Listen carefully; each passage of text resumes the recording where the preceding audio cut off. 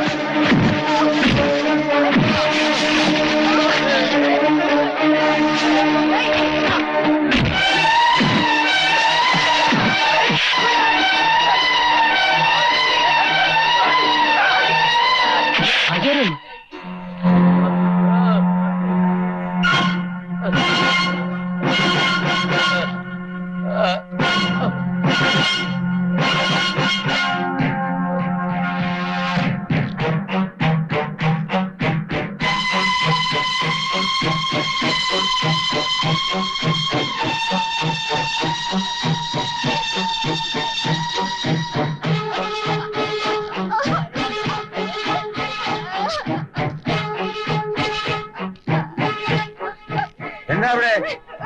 ഹാജർ ഇതിൽ ഇടപെടരുത്. ഇത് കുറുപ്പത്ത് തറവാട്ടുകാരുടെ പ്രശ്നമാണ്. ഇങ്ങനെ തല്ലി ചതയ്ക്കാൻ മാത്രം ചാത്തുണ്ണി കുറുപ്പത്താരുടെ എന്ത് തെറ്റായത്? പറ, എന്ത് തെറ്റായതെന്ന്.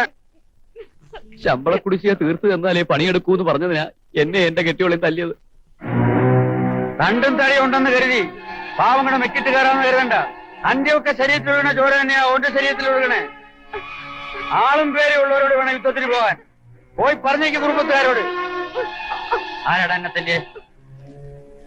പറ, ആരാ തല്ലിയേ? തിരിച്ചടിക്കാൻ, തിരിച്ചടിക്കാൻ.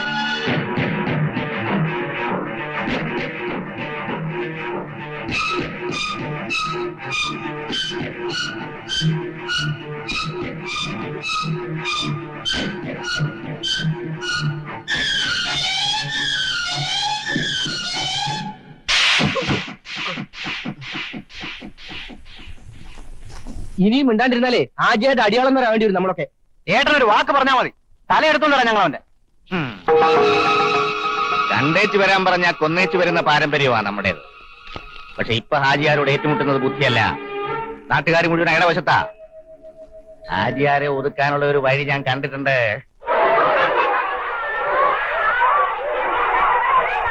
സ്കൂളും ഹാജിയാരെയും കാണുമ്പോ നിന്റെ മനസ്സ് പതറരുത്. ധൈര്യമായി ഇടത്തേക്കാലം വെച്ച് മുന്നോട്ട് പോടാ.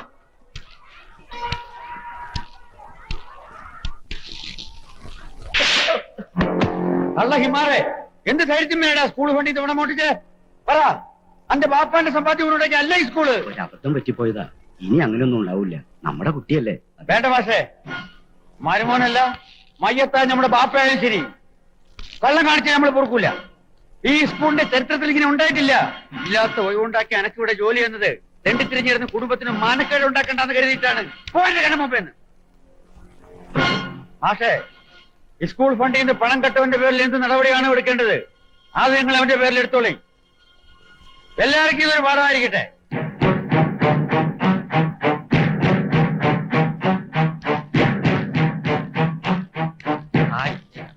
എന്താ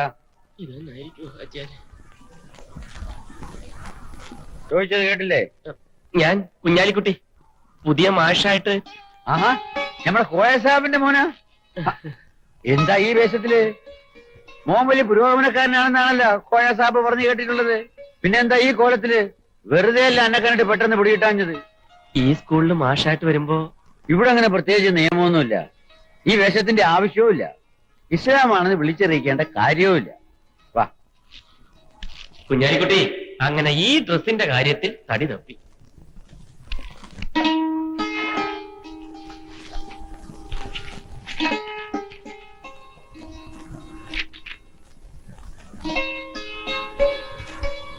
BA-ക്ക് നല്ല മാർക്കുണ്ടല്ലോ. പിന്നെന്താ BA-ന് കുറഞ്ഞു പോയത്? ആ സമയത്ത് തടിമലിന്റെ ചുമതല എനിക്കായിരുന്നു. നല്ലത്. പ്രായമായ മക്കള് ബാപ്പാനെ സഹായിക്കും. ഉദ്യോഗമൊന്നും കിട്ടിയില്ലേലും സ്വന്തമായൊരു തൊഴിൽ വരികയാവുമല്ലോ. അനക്ക് 2-2.5 വയസ്സുള്ളപ്പോ നമ്മൾ വീട്ടിൽ വന്നിട്ടുണ്ട്. അന്ന് എനക്ക് കുറെ കൂടെ നിറമുണ്ടായിരുന്നു. എന്റെ മോൻ സലീമും നീയും ഒരേ പ്രായക്കാരാ. പടച്ചോനവനെ നേരത്തെ അങ്ങ് വിളിച്ച് ബാപ്പ കഥയൊക്കെ പറഞ്ഞിട്ടുണ്ടാവുമല്ലോ. ആ കുറച്ചൊക്കെ പറഞ്ഞിട്ടുണ്ട്. ആ ഏതായാലും നാളെ വെള്ളിയാഴ്ചയല്ലേ, നല്ല ദിവസമാ. ജുമാ പിരിഞ്ഞതിന് ശേഷം ജോയിൻ ചെയ്തു. ശരി. താമസം നമ്മുടെ വീട്ടിൽ തന്നെ ആവാം. പള്ളിയുടെ അടുത്താ വീട്. പള്ളി പോയി വരാനും എളുപ്പം. പ്രൈവറ്റ് ആയിട്ട് എം എഴുതണം. അതുകൊണ്ട് പുറത്തെവിടെയെങ്കിലും താമസിച്ചാൽ. എന്റെ ബാപ്പാന്റെ സ്വഭാവം ഇങ്ങനെ തന്നെയാ, ആരെയും ബുദ്ധിമുട്ടിപ്പിക്കില്ല. എന്റെ ഇഷ്ടം അതാണെങ്കിൽ അങ്ങനെ തന്നെ ആവട്ടെ. ആ മാഷേ, ഇത് ഞാൻ പറഞ്ഞില്ലേ, കുഞ്ഞാലിക്കുട്ടി, പുതിയ മാഷ്. ഇത് മുകുന്ദൻ മേനോൻ, ഹെഡ് മാസ്റ്റർ. നമസ്കാരം. ആ മാഷന്മാർക്ക് താമസിക്കാൻ സ്കൂളിന്റെ വക ഒരു വീടുണ്ട്. അവിടെ ഇപ്പോ അലിയാര് മാസ്റ്റർ മാത്രമല്ലേ ഉള്ളൂ? അതെ. തൽക്കാലം അവിടെ ആക്കിയാലേ താമസം. ശരി.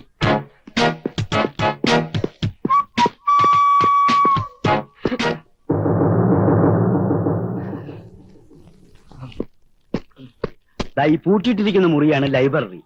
നമ്മൾ പറഞ്ഞു വന്നത് ആചാര് പറഞ്ഞതാ. പിണങ്ങിയാ ഞെക്കിക്കൊല്ലും, ഇണങ്ങിയാ നക്കിക്കൊല്ലും. അതാ സ്വഭാവം. അപ്പൊ രണ്ടായാലും മരണം തീർച്ചയാണോ? അങ്ങനെയല്ല, ആത്മാർത്ഥത കാണിച്ച ചങ്ക് പറിച്ചേരെന്ന് പറയായിരുന്നു. അതുകൊണ്ടല്ലേ മൂപ്പര് വിരലൊന്ന് ഒളിച്ചാ മതി, ഈ നാട്ടുകാർ മുഴുവനും കൂടെ നിൽക്കും. പാവങ്ങളോട് ഇത്രയും കരുണയുള്ള ഒരു മനുഷ്യനെ ഞാൻ ജീവിതത്തിൽ കണ്ടിട്ടേ ഇല്ല. ഞാനൊരു കാര്യം ചോദിച്ചോട്ടെ? ചുമ്മാ പാവപ്പെട്ട ഒരു യുവാവ് ജീവിക്കാൻ മറ്റു വഴിയൊന്നും കാണാഞ്ഞ് സാഹചര്യങ്ങളുടെ സമ്മർദ്ദം കൊണ്ട് ഒരു കള്ളത്തരം കാണിച്ചു എന്നറിഞ്ഞ ഹാജിയാരങ്ങ് ക്ഷമിക്കുമല്ലേ? ക്ഷമിക്കും. പക്ഷെ തല കാണില്ല എന്ന് മാത്രം. പിന്നെ ഒപ്പത്തിനൊപ്പം നിൽക്കാൻ ഈ നാട്ടിലൊരു കൂട്ടരുണ്ട്, കുറുപ്പത്ത് വീട്ടുകാർ. ഹാജിയാരുമായിട്ട് വലിയ ശത്രുതയില്ല. ഈ രണ്ടു കൂട്ടരോടും നേരക്ക് നേരെ നിന്ന് സംസാരിക്കാൻ ചങ്കുറപ്പുള്ള ഒരേ ഒരാളെ ഈ നാട്ടിലുള്ളൂ. അതാരാ? എന്താ ഈ ഞാൻ. ഓ, ഡിസിപ്ലിൻ ഞാൻ സ്ട്രിക്റ്റ് ആയിട്ട് നോക്കും. അതെന്റെ ഒരു വീക്ക്നെസ് ആണ്. അച്ചടക്കവും ആത്മാർത്ഥവും ഇല്ലാത്ത ഒരിടത്തും വിദ്യാഭ്യാസത്തിന് വേരോടാൻ പറ്റില്ലെന്നാണ് ഞാൻ പറയുന്നത്. ഈ അച്ചടക്കത്തിൽ ഭംഗം വരുത്തുന്നത് ആരായാലും ഞാൻ മുഖം നോക്കാതെ ശിക്ഷ നടപ്പാകും. അതും എന്റെ ഒരു വീക്ക്നെസ് ആണ്. അയ്യോ, അത് കള്ളനല്ല, ഹെഡ് മാസ്റ്റർ ആണ്. എന്തായി കാണിക്കുന്നത്? ഞാൻ ഹൈ ജമ്പിന് പ്രാക്ടീസ് ചെയ്യായിരുന്നു. ഇന്നലെ തനിക്കൊരു മെമ്മോ വരുന്നുണ്ട്, ഒരു ഷോ കോസ്റ്റിനോട് സമാധാനം പറയണം. അത്രേ ഉള്ളൂ. സ്വതന്ത്ര ഭാരതത്തിൽ ഒരു സാധാരണ പൗരൻ മതിൽ ചാടുന്നത് കുറ്റകരമാണെന്ന് ഇന്ത്യൻ ശിക്ഷാ നിയമത്തിലോ ഒരു അധ്യാപകൻ മതിൽ ചാടി സ്കൂളിലേക്ക് വരുന്നത് തെറ്റാണെന്ന് ടീച്ചേഴ്സ് മാനുവലിലോ പറഞ്ഞിട്ടില്ലല്ലോ. പിന്നെന്താ ചാടിയാല്? മാഷാണല്ലേ? അതെ. എങ്ങനെ മനസ്സിലായി? നല്ല ഡിസിപ്ലിൻ. അതാ ഹെഡ് മാസ്റ്ററുടെ പ്രത്യേകത. ഏത് സ്ഥാപനത്തിനും ചീത്തപ്പേരുണ്ടാക്കാൻ കച്ച കെട്ടി നടക്കുന്ന ചില ചെറ്റകളുണ്ടാവും, ഇവിടെയുണ്ട്. അതാ ഈ അവതാരം. ചെറ്റയോ? ഒരു സ്കൂളിന്റെ പുരോഗതിയെ മാത്രം ലക്ഷ്യമാക്കി നിസ്വാർത്ഥ സേവനം നടത്തുന്ന ഒരു അധ്യാപകനെ പ്രകോപനപരമായി യാതൊരു കാരണവുമില്ലാതെ ഒരു ഹെഡ് മാസ്റ്റർ ചെറ്റ എന്ന് വിളിക്കുന്ന തെറ്റാണെന്ന് ടീച്ചേഴ്സ് മാനുവൽ പറഞ്ഞിട്ടുണ്ട്. ഇത് ഞാൻ കംപ്ലൈന്റ് ചെയ്യും. ഞാൻ ഇപ്പൊ തന്നെ കംപ്ലൈന്റ് ചെയ്യും. പോയി ചെയ്യ്. ലേറ്റായി ശിക്ഷ നടപ്പാക്കാൻ കാത്തിരിപ്പുണ്ട് ആചാര്. ഇല്ല മാഷെ, ഞാൻ ചെറ്റയാണെങ്കിലും ചെറ്റത്തരമില്ലാത്തൊരു ഹൃദയം എനിക്കുണ്ട്. ഇത് ഞാൻ കംപ്ലൈന്റ് ചെയ്യില്ല. ചെയ്യില്ല.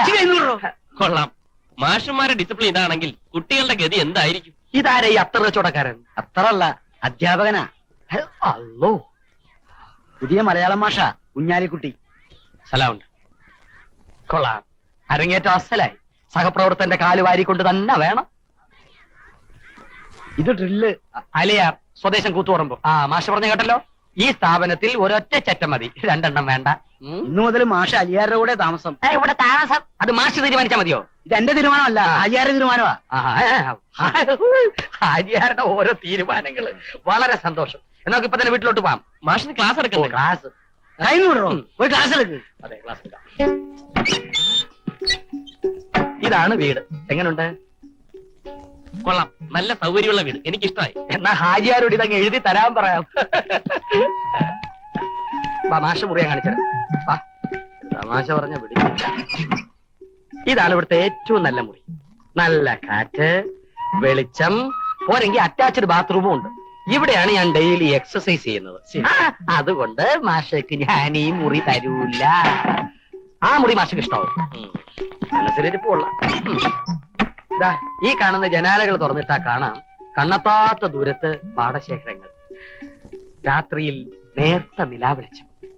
മനസ്സിന് പ്രയാസം തോന്നുമ്പോഴൊക്കെ ഞാൻ ഈ ജനാലകൾ തുറന്നിട്ട് അകലങ്ങളിലേക്ക് നോക്കി നിൽക്കും. ദുഃഖങ്ങളെല്ലാം ഓടി മാറി പിന്നെ പ്രകൃതിയും ഞാനും മാത്രമാകും. ദാ നോക്കു മാഷേ. അല്ല വയലില്ലെങ്കിലും വെയിലുണ്ടല്ലോ, അതുകൊണ്ട് ഈ മുറി ഞാൻ മാഷയ്ക്ക് തരൂല്ല. മാഷയുടെ മുറി ഞാൻ കാണിച്ചു തരാം. ദാ ഇതാണ് മാഷയുടെ മുറി. ഏകാന്തതയുടെ മാഷേ, കൂടുതൽ വർണ്ണന വേണ്ട, ഞാൻ തന്നെ കയറി നോക്കിക്കോളൂ. അയ്യേ, ഇത് റൂമാണോ? മനുഷ്യനെങ്ങനെ ഇതിനകത്ത് ഉറങ്ങും? അതുകൊണ്ടല്ലേ മാഷക്ക് വന്നത്. അവിടെ മുഴുവൻ ചെലന്തി വിലയാണ്. അതെ. ലൈറ്റ് ഇല്ല, ഇല്ല, ഫാനില്ല. ഓ അവിടെ കൈതാൻ ഫാൻ.